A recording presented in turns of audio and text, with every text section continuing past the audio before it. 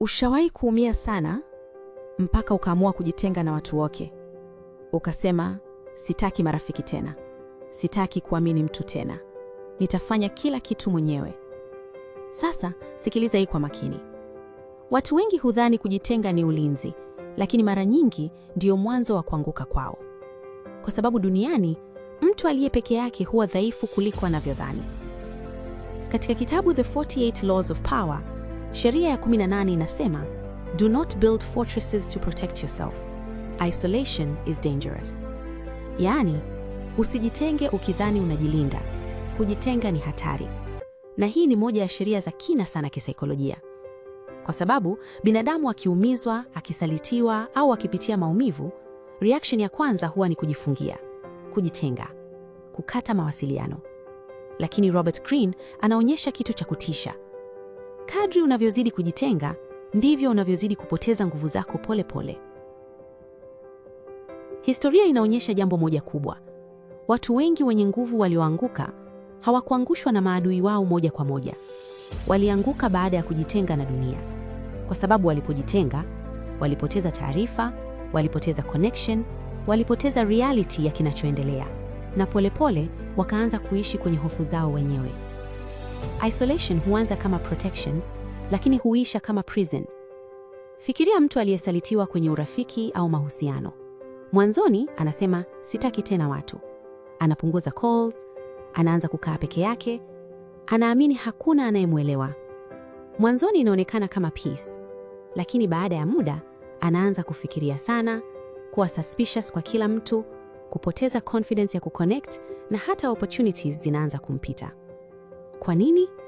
Kwa sababu binadamu hakuzaliwa kuishi kama kisiwa.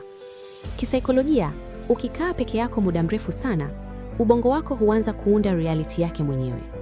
Unaanza ku-overthink, kuogopa watu zaidi, kuamini kila mtu ni threat na kupoteza uwezo wa kusoma dunia vizuri. Na hicho ndicho kitu hatari zaidi. Kwa sababu nguvu nyingi duniani hutoka kwenye taarifa, connection, influence na mahusiano. Na vyote hivyo haviwezi kukua ukiwa umejifungia.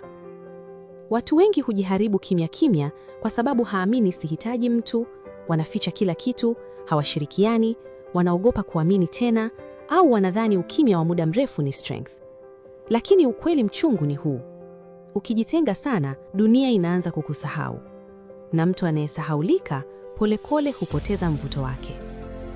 Wafanyabiashara wengi huanguka si kwa sababu hawana akili, bali kwa sababu hawana network, hawasikilizi market, hawashirikiani na wanataka kufanya kila kitu wenyewe.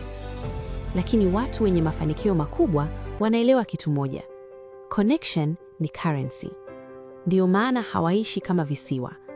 Wanajenga uhusiano mzuri na watu. Watu wenye influence kubwa wanaweza kuwa private, lakini hawajitengi kabisa. Kuna tofauti kubwa.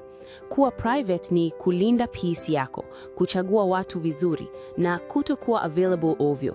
Lakini isolation ni kujifungia, kukata connection zote na kuishi kwenye fear. Na fear ikikuwa sana inakufanya upoteze reality. Ofisini, mtu anayejitenga sana hajui kinachoendelea, hana support, hana influence na ni rahisi kuondolewa. Lakini mtu anayejenga strategic relationships anakuwa na protection ya kijamii kwa sababu watu humkumbuka, watu humtetea na opportunities humfuata. Kuna ukweli mmoja mzito sana. Upweke wa muda mfupi unaweza kukuponya, lakini isolation ya muda mrefu inaweza kukuharibu. Kwa sababu binadamu huhitaji connection, reflection kutoka kwa wengine na interaction ili akili ibaki balanced. Ndiyo maana watu wanaojifungia sana mara nyingi huanza kupoteza emotional stability polepole. Watu wenye akili kubwa hawafunguki kwa kila mtu, lakini hawajikati duniani. Wanachagua circles zao kwa makini, wanajenga alliances na wanaelewa nguvu ya social intelligence. Wanajua kuwa mtu mwenye connection sahihi huwa na nguvu kuliko mtu mwenye akili peke yake. Sheria ya 18 haikufundishi kutegemea kila mtu. Inakufundisha kuto kujifungia kwa hofu. Kwa sababu duniani, mtu anayejitenga sana hupoteza taarifa, hupoteza influence, hupoteza opportunities na mwisho hupoteza nafasi yake duniani. Na wakati mwingine, ulinzi unaojenga ili usiumie tena ndio unaokuumiza zaidi kimya kimya. Kumbuka hii, ngome inaweza kukulinda dhidi ya maadui, lakini pia inaweza kukufungia mbali na maisha.